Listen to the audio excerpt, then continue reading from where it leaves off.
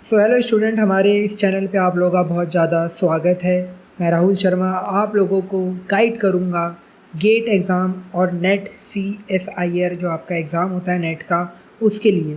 तो स्टूडेंट, हम लोग जो प्रिपरेशन कर रहे हैं वो मैथमेटिकल फ़िज़िक्स को सबसे पहले हम ले रहे हैं। ठीक है, मैं आपको बता देता हूँ कि हम किसके बारे में बात कर रहे हैं। हम फ़िज़िक्स सब्जेक्ट के बारे में बात कर रहे हैं।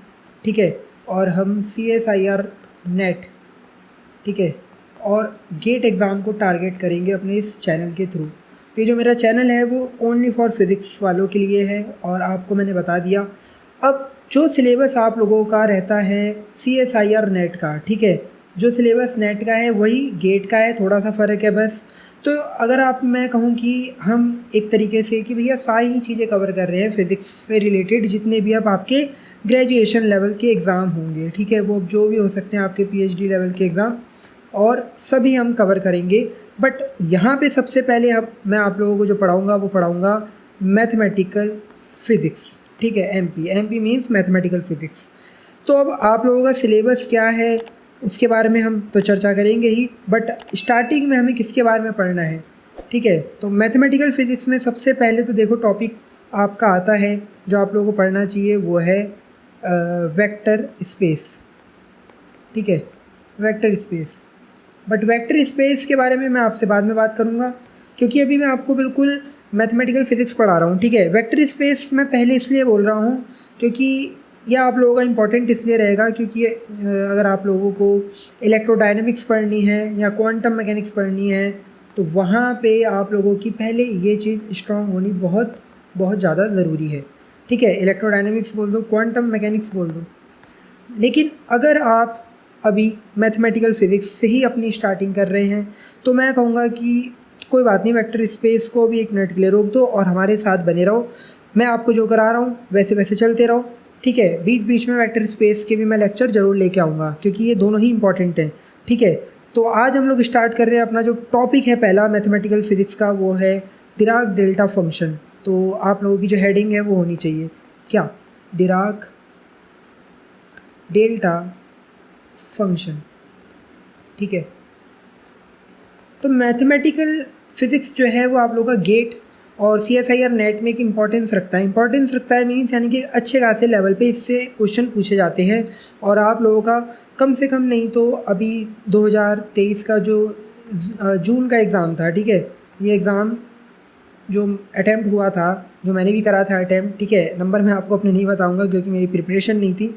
ठीक है, बट आप लोगों का जो ये एग्ज़ाम था इसमें भी अच्छा खासा वेटेज था और पिछले प्रीवियस ईयर में भी आप देखोगे अच्छा खासा वेटेज रहता है। ठीक है, क्या स्ट्रेटजी रहती है इन एग्ज़ाम को क्लियर करने की वो मैं आपसे ज़रूर शेयर करूँगा, बट अभी हम लोग यहाँ पे फोकस कर रहे हैं अपने टॉपिक के ऊपर। तो आपको क्या मिलने वाला है इस वीडियो में मैं आपको पहले ही क्लियर कर दूँ ताकि आप वीडियो और चैनल के साथ एंड तक जुड़ जाओ। और आपको अगर आप कहीं से भी कोचिंग नहीं ले रहे हो, आप यूट्यूब के सहारे हो, तो आपको एक अच्छी गाइडेंस मिल सके, एक अच्छा कंटेंट मिल सके, ताकि आप लोग एक तरीके से अगर मैं कहूँ कि सेल्फ स्टडी के थ्रू भी जा रहे हो तो आप यूट्यूब के थ्रू अपनी इस प्रिपरेशन को कहीं ना कहीं एक अच्छी जगह पे ले जा सकते हो। ठीक है, तो मैं आपसे कह रहा था कि डिराक डेल्टा फंक्शन के बारे में हम बात कर रहे हैं, लेकिन हमारा जो सिलेबस रहेगा, ठीक है, वो सिलेबस हम लोग इस तरीके से कवर करेंगे कि हम सबसे पहले जैसे टॉपिक पढ़ेंगे, जो भी हमारे टॉपिक्स हैं, जैसे मैंने अभी पहला टॉपिक्स क्या लिखा, डिराक डेल्टा फंक्शन। उसके बाद हम इसके कुछ एग्जांपल्स करेंगे। ठीक है, तभी आप लोग समझ पाओगे। थर्ड नंबर पे हम लोग क्या करेंगे, एग्जांपल्स करने के साथ साथ हम लोग थर्ड नंबर पे अपने शॉर्ट नोट्स भी बनाते रहेंगे। ठीक है, ये शॉर्ट नोट्स कौन बनाएगा, ये आप बनाएंगे। ये आप लोगों का काम होगा कि आप वीडियो को मात्र एक मूवी की तरह नहीं देखें, ठीक है, या कोई रील्स की तरह नहीं देखें। समझ रहे हो क्या बोलना चाह रहा हूँ।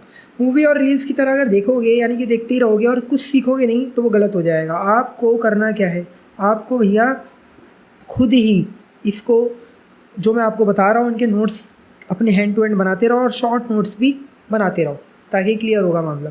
उसके बाद हम लोग कुछ और क्वेश्चंस करेंगे ताकि आप लोगों को क्लियर हो सारी चीज़ें, यानी कि असाइनमेंट्स भी आप कह सकते हो। ठीक है, और ये असाइनमेंट आप लोगों के बहुत ही काम के होंगे प्रिपरेशन को और स्ट्रॉन्ग बनाने के लिए। तो इस तरीके से हमारी प्रिपरेशन जो है वो स्टार्ट होनी चाहिए। टॉपिक क्लियर करेंगे, एग्जाम्पल करेंगे, नोट्स आप लोग बनाएंगे, क्वेश्चन और असाइनमेंट मैं कराऊंगा आप लोगों को। ठीक है स्टूडेंट, तो स्टार्ट करते हैं हम लोग अपने पहले टॉपिक से, जितना मुझे बताना था मैंने आपको बता दिया। तो डिराक डेल्टा फंक्शन है क्या असल में, ठीक है। डिराक डेल्टा फंक्शन को हम लोग नॉर्मली जो शो करते हैं वो करते हैं डेल्टा एक्स से, ठीक है, डेल्टा एक्स। और अगर मैं आप लोगों को डिराक डेल्टा फंक्शन की डेफिनेशन बताऊं तो मैं इसको लिख देता हूं। क्या होता है कि वन डायमेंशनल, अभी हम बात करें one dimensional Dirac delta function की, ठीक है, one dimensional Dirac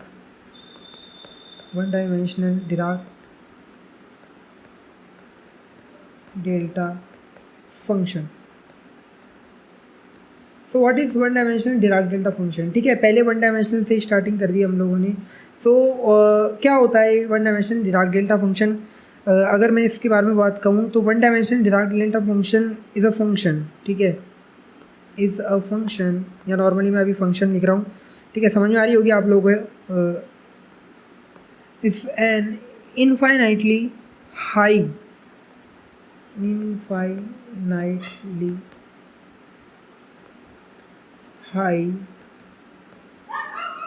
and infinitely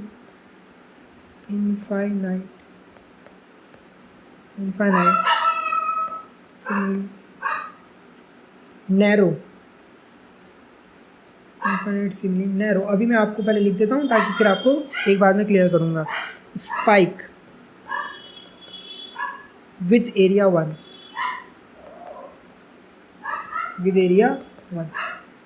सो क्या लिखा मैंने, ये आप लोगों को क्या समझ में आया इसको पढ़ के, ठीक है, कि एक फंक्शन है डिराक डेल्टा फंक्शन। अगर मैं वन डायमेंशनल बोलूँ, टू डायमेंशनल बोलूँ या थ्री डायमेंशनल भी बोलूँ, सो एक फंक्शन है जो इनफाइनाइटली हाई है और इनफाइनाइटली नैरो स्पाइक है जिसका एरिया 1 होता है। इसको एग्जांपल के थ्रू समझते हैं। मान लो मैं एक XYZ एक्सिस है मेरे पास, ठीक है, इस तरीके से, ठीक है, और मैं इसमें एक फंक्शन ड्रॉ कर रहा हूँ कुछ इस तरीके का। इसको हटा देते हैं, ऐसे करके दिखाता हूँ, ठीक है। एक फंक्शन ड्रॉ कर रहा हूँ, यहाँ पे जो मैंने लिखा है ये लिखा है आपका डेल्टा एक्स है और इधर अपना एक्स एक्सिस है। तो इस तरीके से एक फंक्शन ड्रॉ हो रहा है ये, ठीक है। तो ये जो फंक्शन ड्रॉ है यानी कि जो ग्राफ है ये मुझे बता रहा है कि ये x is equal to zero पे, तो ये इन्फाइनाइटली क्या देख रहे हो आप लोग, हाई देख रहे हो, ऊपर जा रहा है अच्छा खासा, ठीक है। लेकिन आप लोग इसके अलावा जैसे ही कहीं और देख रहे हैं, हम किस एरिया में देख रहे हैं, इस एरिया में देख रहे हैं, तो यहाँ ये बिल्कुल ज़ीरो हो चुका है। आ रही बात समझ में। तो एक ऐसा फंक्शन, और इसका जब एरिया भी आप लोग निकालोगे तो इसका एरिया भी 1 ही आना चाहिए। क्लियर हो रही बात, ठीक है। तो वही आपका जो फंक्शन होगा ये आपका डिराक डेल्टा फंक्शन होगा, ठीक है। और इसको डिफाइंड हम कुछ इस तरीके से करेंगे कि delta x is equal to zero, और ये ज़ीरो कब होगा, जब x is not equal to zero है, और इन्फिनिटी होगा जब x इज़ इक्वल टू क्या है, ज़ीरो है। तो ये हमारा डिराक डेल्टा फंक्शन इस तरीके से डिफाइंड होता है। क्लियर हो रही है बात। यहाँ पे अगर मैं x की कोई सी वैल्यू नहीं, चाहे वो पॉजिटिव हो चाहे वो निगेटिव हो, आप देखो ज़ीरो है, बिल्कुल ये फंक्शन ज़ीरो हो चुका है। लेकिन x is equal to zero पे ये इन्फिनिटी पे जा रहा है, यानी कि इस अच्छी खासी स्पाइक कवर कर रहा है। तो एक ऐसा फंक्शन ही हमारा डिराक डेल्टा फंक्शन कहलाता है, ठीक है। अगर मैं आपसे कह रहा हूँ कि माइनस इन्फिनिटी से प्लस इन्फिनिटी तक अगर मैं डेल्टा एक्स डी एक्स करूँ, यानी कि इसका एरिया निकालूँ, तो कितना आना चाहिए, ये 1 आना चाहिए, क्योंकि अभी हमने देखा कि भैया इसका एरिया कितना होता है, ऑलवेज 1 होता है। अब अगर आपको ये चीज़ माइनस इन्फिनिटी से प्लस इन्फिनिटी समझ नहीं आ रही, तो हम इसको शॉर्ट में बोल सकते हैं minus epsilon two plus epsilon, यानी कि ये जो एप्साइलम है ये टेंस टू ज़ीरो के ही बराबर है। इसको कोई नई चीज़ मत बोलो, इसकी वैल्यू लगभग ज़ीरो के ही बराबर है। तो अगर मैं इसकी लिमिट को minus epsilon two plus epsilon के बीच इंटीग्रेट कर दूं इस डिराक डेल्टा फंक्शन को, तब भी ये मुझे क्या देगा, ये 1 ही देगा, ठीक है। अरे 1 क्यों देगा, बिकॉज हमें पता है कि भैया ये क्या है, ये असल में 0 ही है। तो लिमिट को थोड़ा सा आगे बढ़ा दो, बट ये अगर एप्साइलम लगभग टेंस टू 0 है तो कोई टेंशन ही नहीं है, एरिया वही 1 आएगा हमारा। अरे ठीक है, तो ये चीज़ हमें क्लियर हो गई डिराक डेल्टा फंक्शन के बारे में। उसके बाद एक और चीज़ मैं आप लोगों को बता देता हूँ। अगर हमें minus epsilon to minus infinity to minus epsilon की तरफ जाना है, डेल्टा एक्स डी एक्स करेंगे तो इसकी वैल्यू क्या आनी चाहिए? कमेंट करके जल्दी से आप बता सकते हैं तो जल्दी बताइए। इसकी वैल्यू 0 आनी चाहिए। क्यों 0 आनी चाहिए? अरे डायग्राम में देख लेते हैं फटाफट। देखो minus infinity to minus epsilon, यहाँ ये वाला एरिया है और इस वाले एरिया में हर जगह पे फंक्शन आपका डेल्टा एक्स कितना होना चाहिए? 0, सॉरी इधर ये 0 होना चाहिए, 0। ठीक है, तो इसलिए इसका इंटीग्रेशन भी क्या आना चाहिए? 0। इसी तरीके से अगर मैं दूसरा फॉर्मूला लिखूं कि आप लोगों का epsilon two plus infinity delta x D x, तो ये भी क्या आना चाहिए? ये भी आप लोगों का 0 ही आना चाहिए। ठीक है, ये भी समझ में आ चुका होगा आप लोगों को। यहाँ से यहाँ जो फंक्शन आप देख रहे हो ये क्या सब 0 है। ठीक है, तो ये आपका one dimensional Dirac delta function है और रियलिटी में ये फंक्शन कॉन्टीन्यूअस या नॉर्मल फंक्शन नहीं है। इसको हम लोग बोलते हैं जनरलाइज्ड फंक्शन। क्या बोलते हैं? जनरलाइज्ड फंक्शन, और you can say distribution function.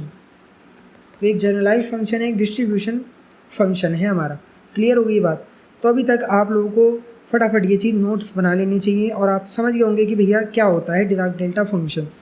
ठीक है, अब मैं आप लोगों को एग्जांपल के थ्रू बताता हूँ। एक एग्जांपल और ले लेते हैं ताकि और चीज़ें क्लियर हो जाएं थोड़ी सी। एग्जांपल के तौर पे अगर मैं एक रेक्टेंगुलर फंक्शन को मानता हूँ, एक रेक्टेंगुलर फंक्शन को हम लेंगे यहाँ पे। ठीक है, तो सबसे पहले मैंने एक यहाँ पे एक बड़ा सा एरिया लिया।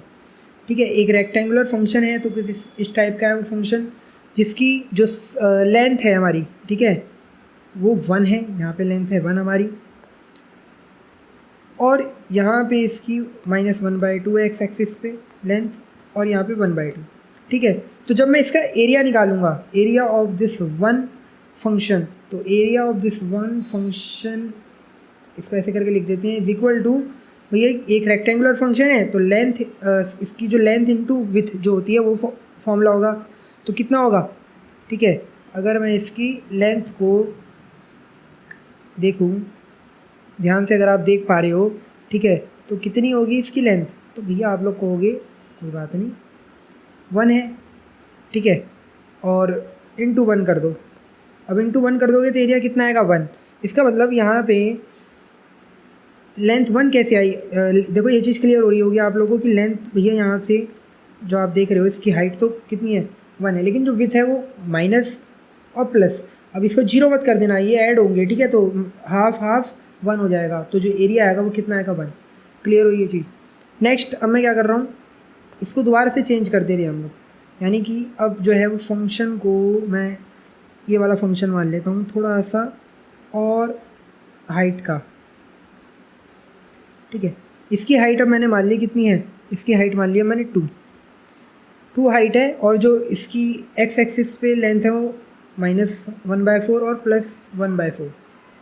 ठीक है, तो जब इसका एरिया निकालोगे, एरिया सेकंड वाले का, इसको देखो मैंने सेकंड लिख दिया।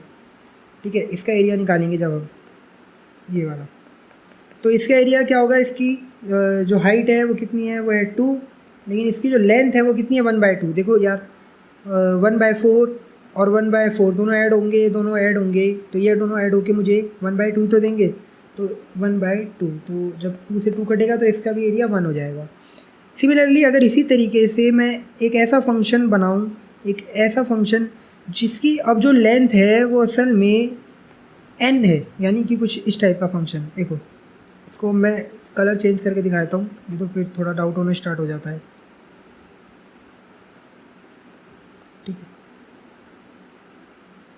तो इसकी हाइट को मान लेते हैं इस बार n, और इसकी जो लेंथ है यहाँ पे x एक्सिस पे वो -1/n और +1/n मान लिया, यानी कि ये वाला हमारा एरिया चलता ही जा रहा है, बढ़ते ही जा रहा है ऊपर की ओर। तो इस बार जो इसका एरिया होगा थर्ड वाले का, एरिया ऑफ थर्ड, इसको थर्ड नाम देते हैं। ठीक है, तो एरिया ऑफ थर्ड जो होगा वो हमारा क्या होगा भैया? ऊपर की तरफ हाइट n है और नीचे 1/n, यानी कि कितना हो गया आपका? 1/2n करना चाहिए था मुझे, 2n करूँगा मैं तभी तो यहाँ पे क्लियर होगी बात। ठीक है, तो 1/2n और 2n जुड़ के कितना हो जाएगा? 1/n, और आपका यहाँ पे n से n शॉर्ट हो जाएगा और ये 1 बचेगा। तो आपने देखा कि जैसे ही limit n tends to infinity पे पहुंच गया, यानी कि ऊपर बढ़े ही जा रहा है ये। वैसे ही हमारा जो ये नॉर्मल रेक्टेंगुलर फंक्शन है, इसको मैं आर एन से शो कर रहा हूँ, ठीक है, आर एन एक्स। तो ये हमारा आर एन एक्स जो फंक्शन है ये किसके इक्वल हो गया, डेल्टा एक्स, यानी कि डिराक डेल्टा फंक्शन में कन्वर्ट हो गया, ठीक है। सॉरी, ये डिराक डेल्टा फंक्शन है। तो जैसे ही आपने देखा कि एक रेक्टेंगुलर फंक्शन में यहाँ पे इसकी हाइट इंक्रीज़ हो रही है, वहाँ पे स्पाइक आ रहा था, यहाँ पे स्पाइक देख रहे थे हम लोग डिराक डेल्टा फंक्शन में x इज इक्वल टू 0 पर। यहाँ पे हम जैसे जैसे बढ़े जा रहे हैं 0 पे, तो हमें भी स्पाइक देखने को मिल रही है, एक तरीके से हाइट इंक्रीज़ हो जा रही है। तो कह सकते हैं कि हमारा जो रेक्टेंगुलर फंक्शन है वो n टेंस टू इन्फिनिटी पे डिराक डेल्टा फंक्शन की तरह क्या करेगा, व्यवहार करेगा। ऐसे ही ट्रायंगुलर फंक्शन के लिए भी हम सेम इसी तरीके से प्रूफ कर सकते हैं, ठीक है। ये बात क्लियर हुई। तो स्टूडेंट आज हमने क्या देखा, आज हमने देखा कि भैया one dimensional Dirac delta function क्या है, कैसे डिफाइंड होता है ये फंक्शन, इसके दो छोटे छोटे से फॉर्मूले देखे, और रेक्टेंगुलर फंक्शन और ट्रायंगुलर फंक्शन किस तरीके से डिराक डेल्टा फंक्शन बनते हैं वो देखा। इसके बाद हमारी जो नेक्स्ट वीडियो होगी इसमें मैं आप लोगों को डिराक डेल्टा फंक्शन के 2-4 फॉर्मूले बताऊंगा और उस पर बेस हम लोग कुछ न्यूमेरिकल करेंगे ताकि और चीज़ें क्लियर हो। तो अगर आपको वीडियो अच्छी लगी तो प्लीज़ लाइक करना, शेयर करना अपने दोस्तों के साथ। Thank you for watching this, thank you.